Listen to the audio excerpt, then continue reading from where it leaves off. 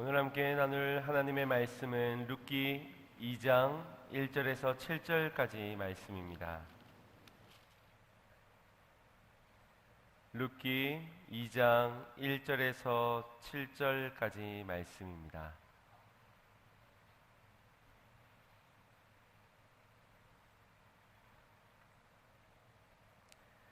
우리 함께 합독하도록 하겠습니다. 나오미의 남편 엘리멜렉의 친족 중 유력한 자가 있으니 이름은 보아스더라.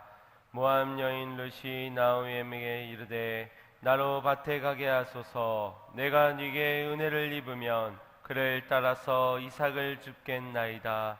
나오미가 그에게 이르되 내 따라 갈지어다 하매 룻이 가서 베는 자를 따라 밭에서 이삭을 줍는데 우연히 엘리멜렉의 친족 보아스에게 속한 밭에 이르렀더라.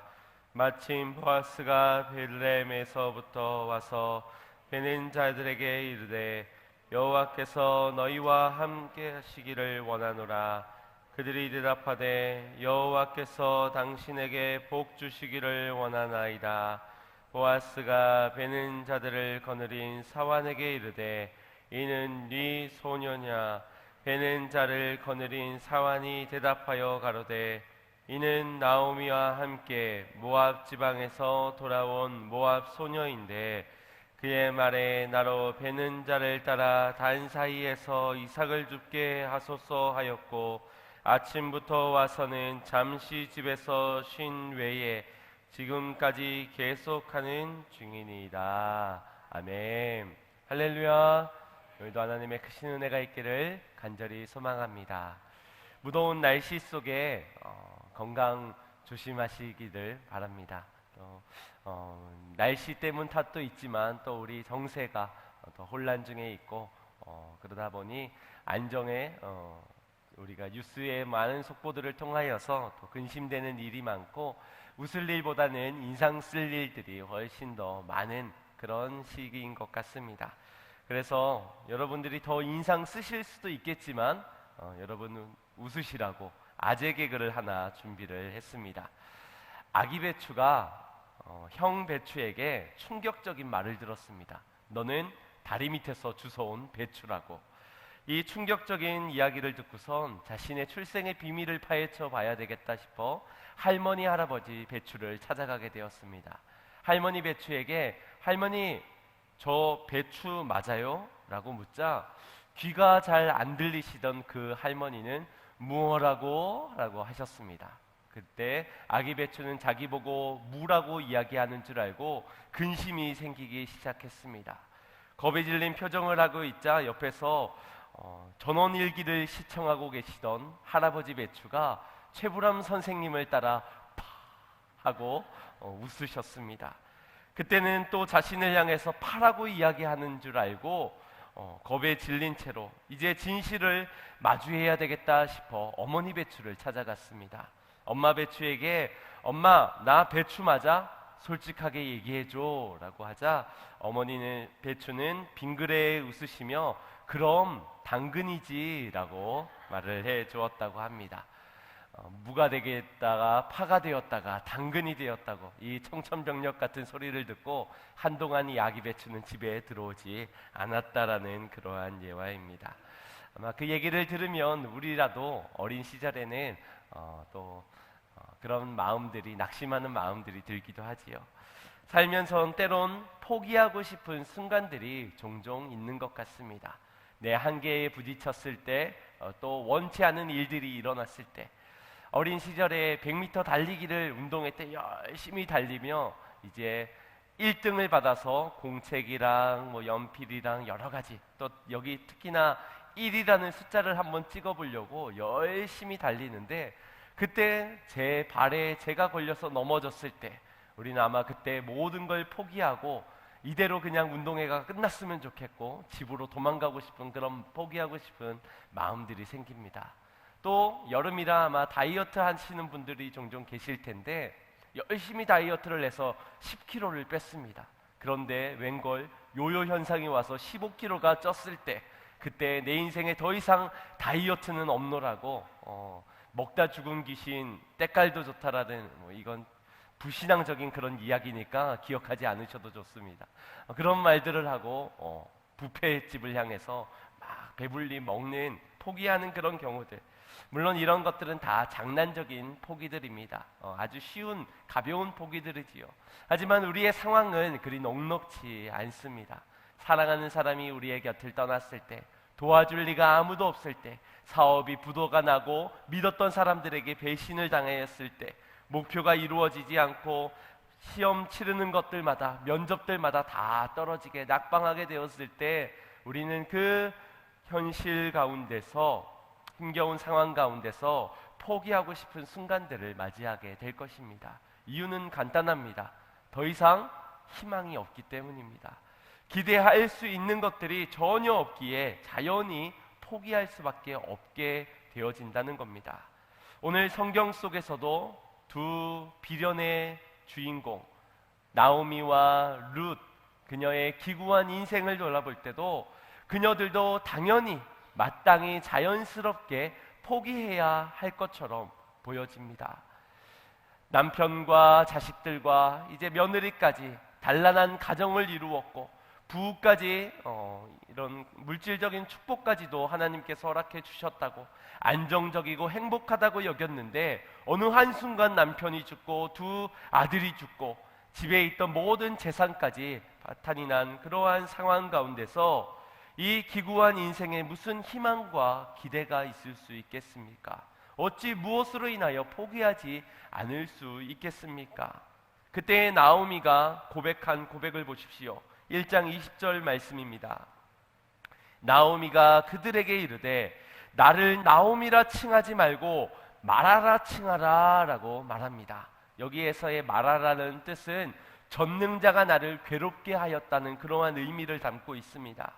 그녀의 호칭 속에서 그녀의 삶이 얼마나 고되었는지, 그녀의 지금 심경이 어떠한지 그 상태를 잘 들여다볼 수 있습니다. 그녀의 마음과 생각 속에는 온통 원망과 불평으로 가득 차 있는 것을 보게 됩니다. 21절에 이어서 그녀의 서름 섞인 어조로 이렇게 말합니다. 내가 풍족하게 나아갔더니 여호와께서 나로 비어 돌아오게 하셨느니라. 여호와께서 나를 징벌하셨고 전능자가 나를 괴롭게 하셨거늘 너희가 어찌 나를 나오미라 칭하느냐. 지금 고향의 사람들을 향해서 이렇게 말을 하고 있는 겁니다. 지금 나오미는 건들면 안 되는 그런 상태, 잘못 건드려다가는 뼈도 못 추릴 그런 아주 날이 선 고슴도치처럼 가시가 쫑긋 서 있는 그러한 상태입니다. 우리 주변에도 종종 이런 분들을 보게 되지요. 아주 사나운, 잘못 이야기를 건넸다가 오히려 되로받게 되는 시한폭탄 같은 그런 사람들을 보게 됩니다. 혹시 여러분들 옆에 앉아 계신 그분이 그런 시한폭탄 같은, 아니 얼굴이 폭탄이 아니라 이 마음의 이 상처 때문에, 가시들 때문에 언제 터질지 모르는 그런 폭탄일 수도, 물론 지금은 예배를 드려서 천사 같지만 언제 그 마음의 헐크가 나타날지 모른다는 것입니다. 겉으로는 모두가 감추고 있는 가시들이 곳곳에서 우리 주변에 있다는 것이지요. 이런 나오미의 모습, 그런 모습의 가시뿐만 아니라 그 신앙에 있어서 그 신앙이 매우 병들어 있음을 발견하게 됩니다. 하나님을 은혜 베푸시는 하나님이지 우리를 고통 중에 괴롭게 하시는 그런 하나님은 아닌 줄 믿습니다. 그러나 그녀는 환경과 현실의 문제로 인하여서 지금 하나님을 판단하고 있습니다. 오해하고 착각하고 있습니다. 나오미의 신앙은 마치 하나님께서 나에게 주신 약함, 육체의 이 가시는 나를 괴롭게 하기 위해서, 나로 고통에 몰아넣게 하기 위해서 나를 이렇게 하고 계신 것이다 라고 고백하는 고백과 같다라는 겁니다.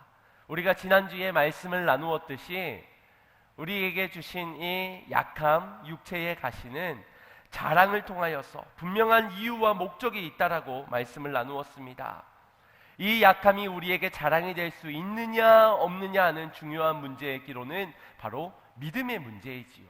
믿음이 있다면은 우리의 약함을 통하여서 우리는 겸손하게 될 것이요, 하나님의 의지하고 임재를 경험하면서 하나님의 능력이 곧 내 삶에 드러나게 될 것이며, 또 내가 누군가의 약함을 위로하는 자로, 우리가 응원하는 자로, 나를 사명자로 세워주는 그 약함으로 바라보게 될 것입니다. 그러나 믿음이 없다면 왜 나만 이래야 되는지, 내가 뭘 그렇게 잘못했는지 부정적이고도 원망 섞인 말들을 늘어놓게 될 것이며, 돋아진 그 가시는 누군가는 찌르는 데에 내가 아팠으니 너도 아프라는 식으로 그러한 삶을 살아가게 될 것입니다.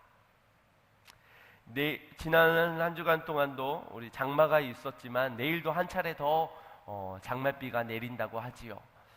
장맛비가 내리면 속에서 먹구름이 가득하고 번개가 몰아치고 비바람이 몰아침 속에서도 그 먹구름 뒤에는 여전히 태양이 있다는 사실을, 그것은 분명한 진실이라는 것입니다. 마찬가지로 우리의 신앙에 아무리 고된 고통의 순간이 온다 할지라도 주님의 인자하시고 자비로운 그 선하심의 성품은 달라질 수 없다라는 것입니다. 주님은 우리를 고통 중에 괴롭게 하기 위해 우리를 연단케 하시는 것이 아니라 전금과 같이 나오게 하시기 위하여 우리의 삶의 연단을 준비하셨음을 믿으시길 바랍니다. 늘 우리를 향해 내비치는 그 태양이신 그 주님의 은혜와 사랑을 믿으시는 성도님들이 다 되시기를 간절히 소망합니다. 지금 나오미에게 있어서는 돈이 없고 아픈 것이 문제가 아닙니다. 남편과 자식을 잃은 것이 문제가 아닙니다. 더 큰 문제는 지금 그의 인생에선 하나님을 놓친 것, 그것이 가장 큰 문제인 것입니다. 하나님을 놓쳐서 기대할 수 없는 그런 상태, 믿음이 없는 죽어있는 영적 상태, 심각한 상태인 것이지요. 지칠 대로 지쳐서 자포자기해버린 그러한 모습이 나오미의 인생의 모습이었습니다. 거기엔 희망이 없습니다. 어떤 것도 기대할 수 없는, 소망이 없는 그러한 상태입니다. 누가 이를 위로할 수 있겠습니까?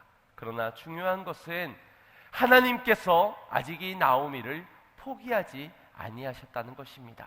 하나님이 아직 여전히 그를 향한 계획하심을 가지고 계시다라는 것이지요. 나오미의 곁을 모두가 떠났습니다. 우리 한국 시대에서도 문화도 그러하였듯이 아마 그 시대에서도 이 기구한 운명의 남편의 그리고 두 아들이 죽인 그 속에서 이 여인을 어떻게 바라봤겠습니까? 남편을 잡아먹는 이 가문에 불운을 끼친 그러한 여인으로 비추어지지 않았겠습니까? 그런 과부가 된 그녀를 향한 시선이 좋지 못하여 모두가 떠났지만 한 사람만 그 곁을 지켰습니다. 그 한 사람이 바로 오늘 은혜를 사모한 한 사람, 기대하고 있는 사람, 소망이 있는 한 사람, 바로 룻이었습니다. 하나님은 이 이방 여인인 룻을 통하여 하나님의 일을 시작해 하셨습니다. 나오미를 회복해 하신 것이지요. 물론 두 사람은 피 한 방울 섞여지지 않은 남남입니다. 심지어 아들까지 죽었으니 뭐 더 이상 어떠한 관계가 이어질 수 있겠습니까? 심지어 두 사람 다 깊은 상처를 가지고 있는 두 사람입니다. 위태로워 보이는 그 두 관계를 통하여서 하나님은 포기한 한 사람과 포기하지 않는 한 사람을 통하여서 포기한 한 사람을 일으키시고 이 가정을 회복하시는 일을 계획하셨습니다. 어떠한 의미에서는 나오미에게 있어서 이 룻기 1장은 병원에서의 수술대에 놓여진 그러한 상태를 볼 수 있을 것입니다. 영적으로 무뎌진 이방의 땅에 갔음에도 불구하고 그곳에서 남편이 있으니까, 자녀들이 있고 자식들이 결혼 잘 해가지고 단란한 가정 이루고 있으니까, 또 넉넉히 먹고 살 부유함이 있으니까, 풍요로움이 있으니까 아마 갈급함이 없는 그러한 상태였을 겁니다. 그러한 상태였기 때문에, 거기에서 행복을 느끼고 있었기 때문에 이게 사라지는 순간 그녀는 메말라 목말라 불행한 인생이라고 자신의 인생을, 하나님이 나를, 전능자가 나를 괴롭게 하였다는 그런 고백을 할 수밖에 없지 않았겠습니까? 그런 영적인 상태를 가진 나오미였기에 하나님은 그녀를 수술코자 한 것입니다. 이 1장은 여전히 먹구름입니다. 그럼에도 하나님은 그녀의 영적 수술을 위하여서 직접 직도를 하시며 계획한 대로 이 수술을 진행해 가십니다. 중요한 것은 아직 나오미의 인생에 2장이 오지 않았다라는 것이지요. 아직 2장이 있는 회복의 단계가 있는 그러한 회복실이 있다라는 것입니다. 우리가 기억해야 하는 것은, 포기해야 되는 순간에 우리가 기억해야 하는 것은 우리의 인생의 회복실 이전에 반드시 수술실 그 다음에 찾아가야 되는 것이 회복실이라는 것입니다. 분명 괴로움과 고통이 따를 것입니다. 그러나 그 수술 이후에 되찾게 될 그 건강을 기대한다면 조금의 아픔은 우리는 견뎌야 할 것이고 인내해야 할 것입니다. 주님께서는 한치의 오차도 없이 실수도 없이 완벽한 계획하심으로 나오미를 수술케 하셨습니다. 그리고 회복실로 인도해 가시며 회복해 하실 것입니다. 나오미와 룻은 분명 같은 처지입니다. 사랑하는 사람을 잃어버리게 된 어떠한 상황 모습에서는 오히려 나오미보다 룻이 더 힘겨운 상황일 수 있을 겁니다. 지금 그녀는 어머니를 대신하여서 이 가정의 생업을 책임져야 될, 경제력을 책임져야 될 그러한 책임감을 안고 있고, 또 이 낙심해 있는 어머니와 자신 둘 중에 누가 이 집안 살림을 해야 되겠습니까?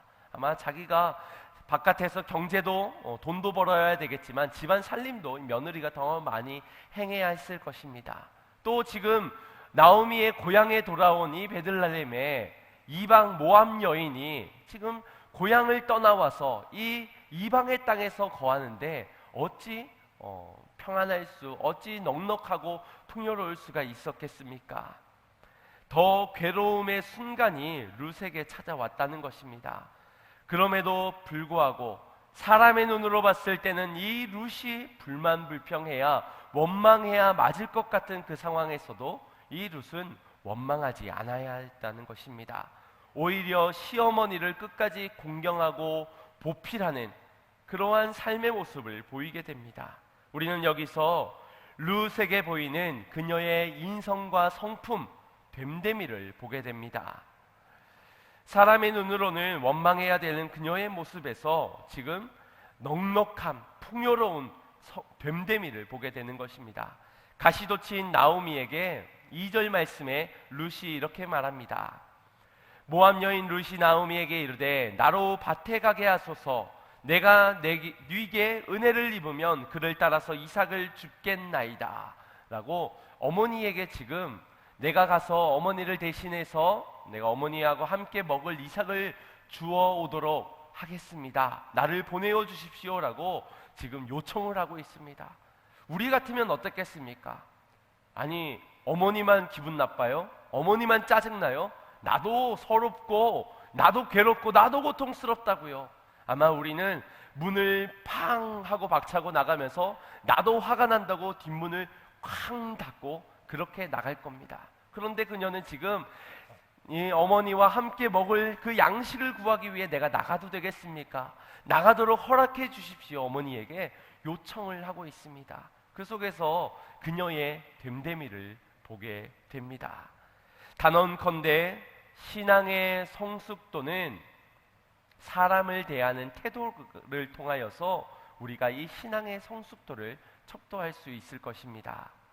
특별히 약자들에게, 내가 갑의 위치에서 권위를 가지고 있지만 약자들을 배려하고 돌볼 수 있는 마음, 특별히 가까이에서 함부로 대할 수 있는 가족과 같은 그런 사람들에게 막대하지 않고 함부로 대하지 않는 그러한 삶의 태도들, 이것이 신앙의 분명한 성숙도의 척도가 될 것입니다. 우리는 저들도 하나님이 창조하신 사람이라는 그 생각에, 그 믿음에 존중과 배려를 하는 자세가 곧 우리의 삶의 믿음을 가늠할 수 있는 성숙도의 척도가 될 줄 믿습니다. 신앙의 연수 아무리 오래되고 우리가 직분을 가지고 있고 또 사역을 하고 봉사를 하고 오랜 시간을 교회 생활을 하면 무엇하겠습니까? 남을 나보다 낮게 여기는 마음이 없이 함부로 대하고 갑의 위치에서 무시하고 판단하고 손가락질하고 함부로 대하는 그러한 삶을 살아간다면 그것은 성숙되지 못한 신앙이지요. 어찌 믿음이 있다 말할 수 있겠습니까? 나도 아프지만 남의 아픔을 들여볼 수 있는 성숙된 신앙이 되어야 될 줄 믿습니다. 이것이 룻의 신앙이었습니다. 그리고 우리가 룻을 통해서 본받게 되는 또 다른 믿음의 모습은 내가 네게 은혜를 입을 수 있도록 2절 말씀에 고백하고 있듯이 그녀는 인생에 있어서 은혜를 입어야 살아갈 수 있다라는 은혜에 대한 갈급함, 인생에 있어서 먹는 것, 마시는 것, 입는 것 다 중요하지만 하나님이 베푸시는 그 은혜가 없으면 살 수 없다라는 그 은혜의 귀함을 아는 신앙이었습니다. 이것은 굉장히 중요한 신앙인들의 본질입니다. 마태복음 5장 3절 말씀에 팔복에 관한 이야기들이 쓰여져 있습니다. 그 중에 가장 첫 번째, 심령이 가난한 자는 복이 있나니 저희가 천국을 볼 것이라 라고 말씀하셨습니다. 여기에서 심령이 가난한 것이 바로 내가 은혜 없이는 살아갈 수 없습니다. 나는 은혜 없이는 더 이상 살 수가 없습니다라는 그러한 상태를 의미합니다. 은혜에 대한 갈급함, 은혜 없이는 살지 못하는 우리의 신앙에 있어서 과연 은혜를 빼고 무엇을 말할 수 있을까요? 은혜 없이 무엇을 설명할 수 있겠습니까? 은혜 없이 부유하고 은혜 없이 문제가 없는들 그 속에는 참 만족이 있을 수 없다라는 것입니다. 은혜여야만 합니다. 그래서 내게 그 은혜가 족하다라는 고백을 할 수 있어야 하는 것입니다. 은혜로만 만족할 수 있다라는 것이지요. 지금 룻에게는 삶을 포기하지 않는 그러한 믿음이 있었습니다. 남을 나보다 낮게 여기며 약자들을 돌볼 수 있는 그러한 삶의 태도와 자세, 이 믿음이 있었습니다. 또한 은혜를 받아야만, 은혜가 있어야만 내가 살 수 있다라는 그러한 믿음이 있었습니다. 우리는 이방 여인에게서 이 믿음의 모습을 보며 우리가 본받아야 되는 그러한 믿음인 줄 믿습니다. 믿음에선 강한 믿음이냐 작은 믿음이냐의 문제보다는 더 중요한 것은 그 믿음의 대상이 누구냐가 더 중요할 것입니다. 그녀의 믿음의 대상은 하나님이었습니다. 하나님의 약속이었고 하나님의 말씀이었습니다. 그것을 향하고 있었습니다. 신명기 24장 19절 말씀을 보십시오. 거기에 룻의 믿음이 어디를 향하고 있었는지를 보게 됩니다. 합독해 볼까요? 내가 밭에서 곡식을 벨 때에 그 한 못을 밭에 잃어버렸거늘 다시 가서 취하지 말고 객과 고아와 과부를 위하여 버려두라. 그리하면 내 하나님 여호와께서 내 손으로 하는 범사에 복을 내리시니라. 아멘. 하나님께서 이스라엘 백성 유대인들을 향해서 이러한 말씀을 고아와 과부들을 넉넉히 나눌 수 있을 만큼의 그러한 이삭을 줍지 말고 두라라고 하셨습니다. 그 말씀을 들은 유대인들이 행하게 될 행위, 그것을 이 룻이 믿었던 겁니다. 룻은 이러한 하나님의 성품, 인자를 하시고 자비로우신 그 하나님의 성품을 알았기에 오늘 은혜 받을 곳을 향해서 이삭을 줍기 위해 그 밭을 향하였던 것입니다. 둘이 먹을 양을 줍는 일은 매우 힘든 일입니다. 우리가 벼를 이렇게 움켜져서 가지고 가는 것이 아니라 그곳에 떨어져 있는 한 올 한 톨을 주어서 내가 먹을 양뿐만 아니라 어머니까지 함께 먹을 양을 준비를 해야 되는 일, 굉장히 어렵고도 힘든 괴로운 일이었을 것입니다. 그런데 이 수고로운 힘든 일을 위해서 룻은 그 밭을 향해 나아갔던 것입니다. 왜요? 살아야 되니까. 그런데 단순히 육이 살기 위해서였다면 그녀는 2절에 은혜를 고백하지 않았을 것입니다. 내가 네게 은혜를 입을 수 있도록 그 은혜를 볼 때 룻은 단순히 육이 살기 위함이 아니라 그녀의 영혼이 살기 위해서 그 은혜의 자리를 향해 나아갔음을 알게 되는 부분입니다.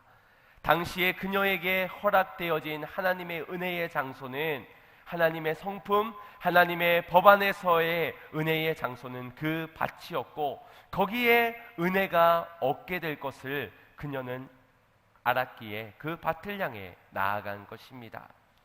은혜를 사모한다고 해서 마른 하늘에 은혜가 떨어지기만을 그저 한없이 기다리는 그녀의 신앙이 아니었다는 것입니다. 룻이 낯설고 힘들고 싫다 하여 만약 집에만 머물고 있었다면 어떻겠습니까? 은혜가 저절로 찾아왔을까요? 똑똑똑, 혹시 쿠쿠 맛있는 밥 한 끼 하시겠습니까? 강호동 이경규의 그 숟가락 하나를 들고 와가지고 같이 우리 밥 드시겠습니까? 그런 사람이 찾아오기나 했겠습니까? 쌀 한 가마니가 갑자기 뚝 하고 떨어지기나 했겠습니까? 제비가 박씨를 물어다가 죽이나 했겠습니까? 또 나중에 어느 날 남편이 되는 그 보아스가 집안에서 괴로워하고 있는 룻을 향해서 와서 똑똑똑, 혹시 여기 내 신발 한 짝을 가지고 있는 신데렐라와 같은 룻이 없습니까? 혹시 내 알을 낳아줄 그런 여인이 없겠습니까? 그런 우연은 일어나지 않는다는 것이지요. 그럼에도 불구하고 자칫 이런 은혜를 기대하며 살아가는 신앙인들이 있습니다. 기도하지 않고 하나님의 은혜를 간구하지 않고 은혜의 자리에 나아가지도 않은 채 그저 하나님이 나를 택하였으니 내 모든 인생에 은혜가 부어져야 하는, 그래서 내가 하는 사업은 잘 돼야 하고 내가 목표를 두고 있는 것들은 다 성취되어져야 하는, 구하는 것들마다 다 얻어져야만 한다는 그러한 잘못된 은혜를 구하는 자들이 있다라는 것입니다. 그렇지 않지요. 그것은, 그렇게 해서 얻는 은혜는 저주에 가까울 것입니다. 성실해야 됩니다. 은혜를 기대하고 사모하며 성실한 자에게 주어지는 것이 은혜임을 믿으시길 바랍니다. 그래서 상 중에서 제일 귀한 상이 개근상입니다. 제가 초중고를 개근상을 받았다고 말하는 것이 아니라 이 1등하는 학업적인 상보다 이 개근상이 얼마나 귀하고 얼마나 더 힘든 그런 상인지를 여러분들 아십니까? 우린 주변에서 이분은 반에서 1등 하셔서 이번에 상을 받으신 분이십니다 하면은 오 라고 함성을 하는데, 이분은 12년 동안 한 번도 빠지지 않고 개근상을 받으신 분이십니다 하면 아마 지금처럼 그렇게 피식하면서 웃게 될 겁니다. 그렇지 않습니다. 이 개근하는 게 꾸준함과 성실함이 받쳐주지 않는다면 이룰 수 없는 학업 성적보다 훨씬 더 중요한 것이지요. 우리 옛날에는 학교를 하루 빠진다는 것은 있을 수도 없는, 아파도 거기 가서 아파야 되고 거기 가서 눕더라도 학교는 무조건 가야 되는 것으로 그렇게 가르침을 받아왔습니다. 신앙에 있어서도 마찬가지지요. 이 꾸준함과 성실함, 신앙에 있어서의 이 은혜의 사모함의 열정은 굉장히 중요한 부분을 차지하는 것을 여러분 아셔야만 합니다. 우리의 신앙에 있어선 요행을 바라서는 안 될 줄 믿습니다. 그것은 은혜가 아니기 때문입니다. 룻이 집에만 있었다면 어땠겠습니까? 아마 옆에서 계속 한탄하고 탄식하고 괴로움에 나 어머니라고 부르지도 마, 난 마라라고 불러, 그렇게 아마 외쳤던 그 나오미로 인하여서 그런 소리를 계속 들었던 이 룻의 마음도 같이 무너져 내렸을 것입니다. 아니 어머니만 힘들어 나도 힘들지, 같이 불만불평하였을 것입니다. 결국 같이 영원히 죽어가는 그 자리에 머물게 되었을 것이라는 겁니다. 그러나 룻은 그러한 탄식의 자리, 슬픔의 자리, 포기할 수밖에 없는 그 자리를 떠나 이삭을 줍는 자리, 은혜의 자리, 살 수 있는 그 자리를 향해 나아갔다는 것입니다. 룻은 나그네요, 과부요, 고아였습니다. 낯뜨거운 시선, 부끄러운 그 자리에 그녀는 나아갔습니다. 무엇을 위해서? 하나님께서 예비하신 그 은혜를 얻기 위해서, 그 은혜를 얻어 자신의 죽어져 있는 이 영적인 것들을 살려내기 위해서 그 은혜 앞에 은혜의 밭으로 나아갔다라는 사실입니다. 그때 어떤 일들이 벌어집니까? 4절 말씀입니다. 마침 보아스가 베들레헴에서부터 와서 그녀에게 은혜를 베풀, 그녀를 이 고통에서 건져내어줄, 사랑해줄 그 한 사람을 마침 만나게 되었다는 것입니다. 이 마침이, 이게 은혜가 아니고 무엇이겠습니까? 이것이 어찌 우연이라 말할 수 있겠습니까? 어찌 그냥 저절로 갑자기 우연 중에 일어난 일이라 말할 수 있겠습니까? 완벽한 하나님의 계획하심 속에 마침 그 보아스를 보내어 주시어 마침 그로 하여금 은혜를 얻게 하신 것이지요. 주님의 계획하심은 이토록 완벽하신 것입니다. 어떠한 자에게 이루어지는 완벽한 계획입니까? 은혜를 사모하는 자들에게. 내가 그 밭에서 예비하신 은혜를 주어 내 영이 살아야만 오늘 우리의 가정에 돌아가 지쳐있는, 탄식하고 있는 우리의 어머니의 영을 살려낼 수 있기에, 내가 이삭을 주어 내가 은혜를 입어야만 우리 어머니와 함께 이 은혜를 나누어 함께 살 수 있기에, 그래서 오늘도 룻은 일어나 그 창피하고도 낯뜨거운 부끄러움의 자리, 수고로움의 그 자리, 고통의 그 자리를 향해 나아가서 그 자리에서 은혜를 얻고 생명의 자리로 나아갈 수 있게 된 것인 줄 믿습니다. 20절 말씀을 보십시오. 은혜를 입고 온 룻을 통하여 나오미의 인생이 변화된 것이 20절 말씀에 기록되어져 있습니다. 나오미가 자부에게, 이 룻에게 이르러 여호와의 복이 그에게 있기를, 너에게 은혜 베푼 그에게 있기를 원하노라 라고 누군가를 축복하고 있습니다. 원망과 불평 속에 전능자가 나를 괴롭게 했다, 남을 돌아볼 수 없는 그러한 인생에서 은혜를 입고 나니 남을 축복할 수 있는 언어가 바뀌어지게 된 겁니다. 은혜는 나 하나만 살리는 것으로 끝나는 것이 아니라 누군가에게도 복을 끼치는, 누군가에게도 영혼을 살릴 수 있는 귀한 사명으로 회복해 하신다는 사실을 오늘 말씀을 통하여서 발견하게 됩니다. 이것이 하나님께서 나오미를 1장에 머물러 있지 않고 2장 가운데 인도해 하셔서 회복해 하시는, 회복시키시는 놀라운 인도를 발견하게 되는 대목이 아니겠습니까? 낙심했던 그녀를 다시금 하나님을 바라볼 수 있는 은혜의 믿음의 사람으로 지금 회복해주고 계신 것입니다. 사랑하는 성도 여러분, 우리는 오늘 이 자리에 여기 왜 와 있습니까? 한 주간 동안 무더운 날씨 속에 또 고통 중이었던 우리의 인생의 문제들은 얼마나 많았습니까? 직장에서도 가정에서도 사회를 둘러보아도 여전히 우리의 마음은 평치 않은데 어떻습니까? 주일이라고 여러분 편합니까?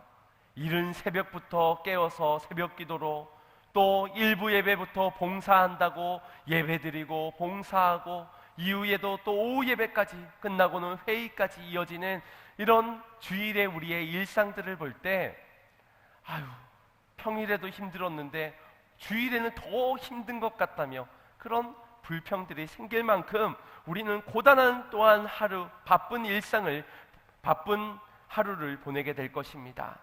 이날만큼은 더 자고 싶은데, 이날만큼은 더 쉬고 싶고 남들처럼 놀러 가고 싶은데 우리는 왜 이 자리에 나와 있는 것입니까?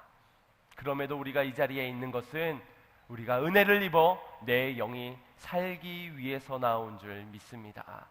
우리가 살아야 되기 때문에 포기하고 싶고 다 내팽개치고 싶고 가시돋쳐진 채 누군가를 찔러버리고 싶은 그러한 우리의 인생의 이야기 속에서 절망과 한탄 가운데, 탄식 가운데 살아갈 수밖에 없는 우리의 인생에서 이런 우리의 인생을 포기할 수 없기에 우리는 은혜를 입기 위하여, 내 영이 살아나기 위하여 오늘 주님의 은혜의 보좌 앞으로 나온 줄 믿습니다.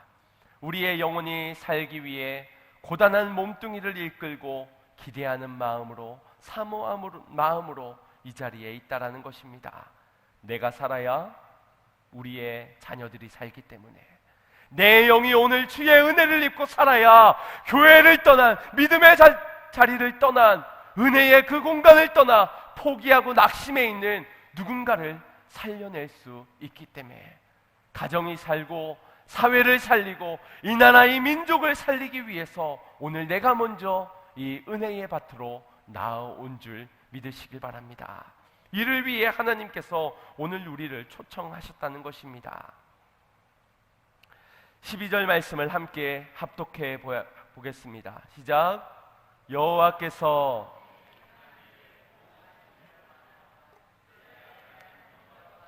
그 날개 아래 보호를 받으러 온 내게 온전한 상 주시기를 원하노라.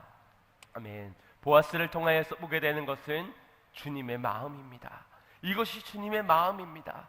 주의 그 날개 아래 보호를 받으러 온 너희에게 온전한 상을 주시는 그 주님, 이것이 오늘 여러분들을 부르신, 여러분 한 영혼 한 영혼을 이 자리에 초청하여 주신 하나님의 계획하심임을 믿으시기 바랍니다. 우리가 수술대 위에 놓여지는 이유, 우리로 회복의 실까지 인도해 가시는 이유, 그 날개 보호하심 아래서 그 아래 찾아온 이들에게 온전한 상을 주시기 위해서 오늘 주님은 우리를 보고 계십니다. 보아스가 그 룻을 알았던 것처럼 주님은 우리의 삶을 아십니다. 우리의 심령을 아십니다. 우리의 연약함을 아십니다. 그러나 그 연약함 속에서도 포기하지 않는 그 믿음이 있는지를, 우리의 삶에 남을 나보다 낫게 여기는 존중의 그 태도를 가지고 있는 것인지, 은혜를 사모하고 갈망하는 그 갈급함이 우리의 중심에 있는지, 오늘 예배의 자리에 나아왔지만 그냥 아무런 기대도 없이 있는 것인지, 아니면 사모하는 마음으로 내가 살아야 되겠다는, 살려달라는 그 간절함으로 주님 앞에 나아왔는지를 주님께서는 보고 계시다라는 것입니다. 때론 우리의 영적으로 무너져 있는 상태 가운데서 수술을 통해 고치시고 이끄시면서 우리를 회복해 가시어 결국엔 우리로 상 주시길 원하신다는 것이 주님의 마음임을 믿으시길 바랍니다. 하나의 작품을 여러분들과 나누길 원합니다. 오늘 이 룬 여인이 이삭 밭에서 이삭을 줍는 것과 같은 그러한 그림, 우리 프랑스 화가 밀레가 그린 이삭 줍는 여인입니다. 이 작품은 1857년에 그려진 작품인데, 자세히 들여다보면 이 작품 안에 저 먼 뒤쪽에 큰 마차에 이제 풍성한 곡식들을 이제 쌓아놓고서는 집에 귀가하고 있는, 노을이 져서 이제 날이 저물고 있는 그때에 이제 집에 귀가하고 있는 그 밭의 주인의 모습을 보게 됩니다. 작게 그려지고 있지요. 그러나 이 여인들은 이제 한 올 한 올 손으로 이삭을 주어야, 그래야 하루하루를 한 끼 한 끼를 때울 수 있는 그러한 아주 가난한 여인들의 모습을 그려내고 있습니다. 그래서 이러한 작품은 그저 감상주의적으로 그런 그려진 작품이 아니라 아주 사실에 입각한, 빈곤층의 빈부격차를 드러내고 있는 이 프랑스 당시의 그러한 사실주의적 작품을 담고 있습니다. 한마디로 빈곤층의 삶을 그려내고 있는 부분입니다. 그런데 중요한 것은 이 작품의 주인공이 누구겠습니까? 저 뒤에 마차를 끌고 있는, 혹시 저 밭의 주인이 이 작품의 주인이라고 생각되는 그런 분 계십니까? 아마도 아무도 없을 것입니다. 이 작품의 주인공은 누구입니까? 이삭을 줍고 있는 가난한 저 여인들입니다. 아주 둔탁한 손으로 바삐 손을 움직여야만 먹고 살 수 있는 아주 가난한 빈곤층의 그 여인들, 심지어 그녀들의 얼굴조차도 보여지지 않고 있습니다. 그럼에도 불구하고 그녀들이 이 작품의 주인공이라는 것이지요. 마찬가지입니다. 하나님의 우리를 향한 인생에서 작품된 우리의 주인공 누구입니까? 저 세상의 0.1%에 해당하는 상위 계층의 그들이 아니라 오늘 은혜가 갈급하여서 은혜 앞에 나온 우리가 하나님의 작품의 주인공임을 믿으시길 바랍니다. 저 작품을 보면서 이런 생각을 해보게 되었습니다. 과연 그녀들의 가리워진 이 얼굴 속에 그녀들의 표정은 어떠했을까? 그들의 표정, 그 뒤에 감추어진 그 모습은 어떠했을까? 우리가 그 1857년에 살지 않아서, 그 밀레하고 친하지 않아서, 그 여인들은 우리가 만나보지 못하여서 모를 수도 있지만, 그녀 중에 우리가 예측할 수 있는 것은 나는 왜 이런 인생을 살아야 되냐며, 왜 저들은 저렇게 풍요롭게 살지만 나는 이렇게 고단한 인생을, 괴로운 인생을 살아야 되냐며, 그러한 마음으로 이삭을 줍고 있는 자들의 표정은 분명 괴로움의, 고통의 표정이었을 것입니다. 그러나 반대로 또 다른 한 사람, 이 자리에서 이삭을 줄 수 있는 은혜, 내가 그래도 궁핍함 속에서도 하루의 끼니를 때울 수 있는, 내가 수고할 수 있는 건강한 육체를 주시고 또 넉넉한 이 이삭을 줄 수 있는 환경을 허락하신 그 은혜를 아는 자는 아마 그 이삭을 주시며 감사한 마음, 그 속에서의 기쁨과 감격으로 아마 그 이삭을 줍지 않았겠습니까? 오늘 그 작품을 생각해 보면서 여러분들, 우리의 표정을 한번 돌아보길 원합니다. 여러분들은 지금 어떤 표정으로 예배를 드리고 계십니까? 여러분들은 지금 어떤 모양으로 주님의 은혜 앞에 서 계십니까? 내게 이 은혜를 주신 주님으로 감사하고 감격하고 기뻐하며 행복해하고 계십니까? 아니면 고단한 인생, 아유 이 직분 괜히 일찍 받아가지고 오늘도 쉬고 싶은데, 놀고 싶은데, 좀 더 자고 싶은데 쉬지 못하는 그러한 고단한 주일을 보내면서 괴로워하며, 내가 예배를 드려도 여전히 내 인생의 현실의 문제는 여전히 거하고 있어서 괴로워, 은혜의 자리 앞에서도 힘들어, 고통스러워, 원망과 불평의 표정들을 짓고 계시지는 않습니까? 우리의 인생은 아직 끝난 인생이 아님을 기억하시길 바랍니다. 나이가 70이고 80이고 90이면 어떻습니까? 그 중에서도 아직 괴로움의 인생이라면, 아직 마주하게 되는 또 다름의 괴로움의 인생의 문제라면 아직 1장에 그치지 않았음을 여러분 기억하시길 바랍니다. 내 인생을 향한 회복의 2장이 찾아오게 될 것임을 신뢰하시길 바랍니다. 이것은 나의 현실을 보고서가 아니라 하나님을 바라보고 하나님의 약속을 바라봄 속에서 믿게 되는 그 믿음인 것입니다. 우리의 인생엔 분명한 계획하심 가운데 우리를 수술케 하시고 회복케 하여 주시며 건강한 영적인 건강과 육적인 건강을 회복해 주실 그 주님의 계획이 있음을 다 믿는 우리 성도님들이 되시기를 간절히 소망합니다.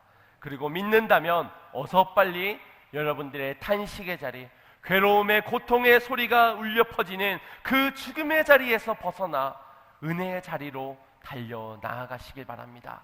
오늘처럼 주님의 부르심에 늘 응하여서 주중에서도 새벽을 깨워, 주중을 깨워 하나님의 말씀 앞에 여러분의 가정에서든 직장에서든 하나님이 예비하시는 그 은혜의 장소에 은혜의 방법들을 구하면서 그곳에서 은혜를 얻어 사는 영들이 되시기를 주님의 이름으로 축복합니다.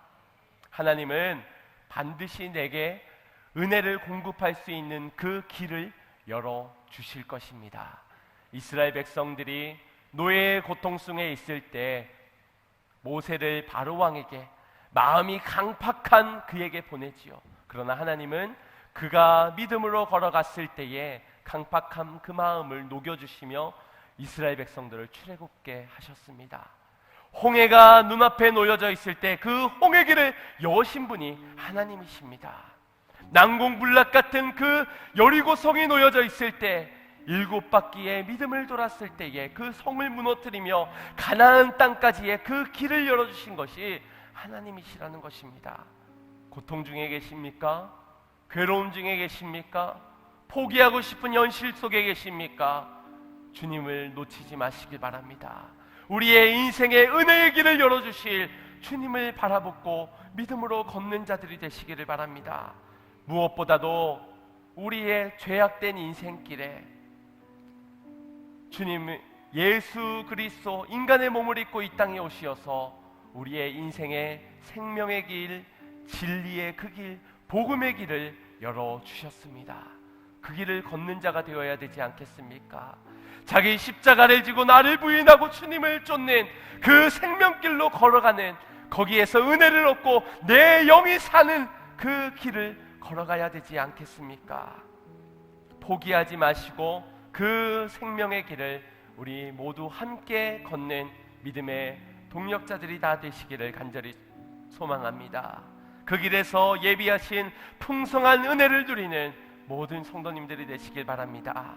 그 길에서 성실히 걷는 가운데 내가 먼저 살아 우리의 자녀들을 살리고 우리의 가정을 살리고 공동체를 살리고 이 나라 이 민족을 살릴 수 있는 그런 귀한 은혜 입은 자들이 다 되시기를 주님의 이름으로 축원드립니다. 주님은 나오미의 마음을 바꾸어 주셨습니다.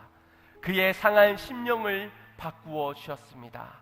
동일한 주님의 은혜가 우리의 인생에 찾아와 우리의 상한 심령, 고달픈 인생의 문제들, 우리의 생각들, 마음들, 심령들 모든 것 주님께서 바꾸어 주실 것을 기대하면서 오늘 기도하는 마음으로 은혜 앞에 간구하는 그런 심령들, 갈급한 심령들 우리 모두가 되기를 주님의 이름으로 축원드립니다. 우리 같이 찬양하고 기도하겠습니다.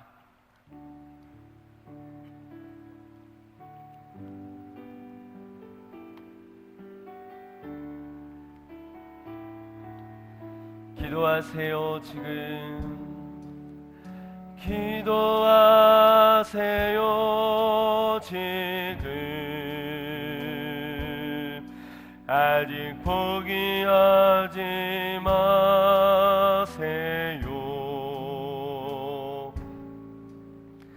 주님 앞에 무릎 꿇고 겸손하게 기도해 보세요. 내 앞길 가로막는 장애물이 있다 해도 걱정하지 마세요. 돌아서지 마세요. 슬픔도 고통도 괴로움도 기도로 이겨낼 수 있잖아요.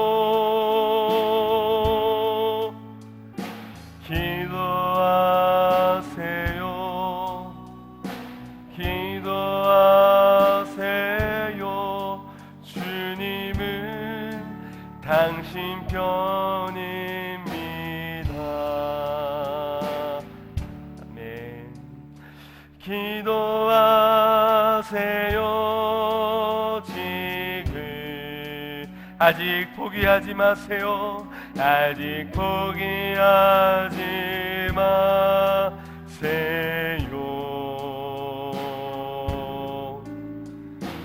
주님 앞에 무릎 꿇고 간절하게 기도해 보세요. 하늘이 무너져도 절망하지 마세요. 주님을 지하세요. 믿음을 가지세요. 슬픔도 걱정도 괴로움도 기도로 이겨낼 수 있잖아요.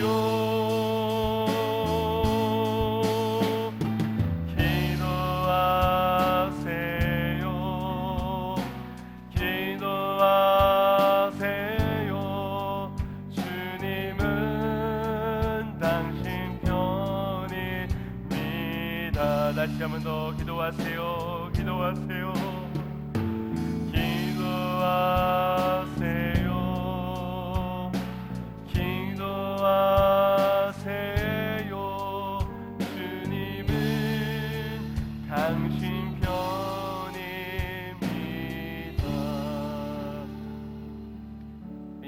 감고 함께 우리의 삶을 돌아보기를 원합니다. 포기할 일들이 얼마나 많습니까? 마땅히 포기의 절차를 밟아가야 될 만큼 녹록지 않은 우리의 현실의 문제 얼마나 괴롭습니까?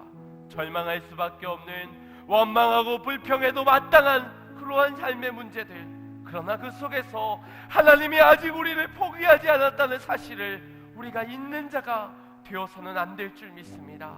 하나님이 나를 포기하지 않는 한 오늘 주님 안에 기대가 있기에, 하나님의 계획하심에 희망과 소망이 있기에 약속을 믿는 가운데 믿음을 가지는 내가 되겠습니다.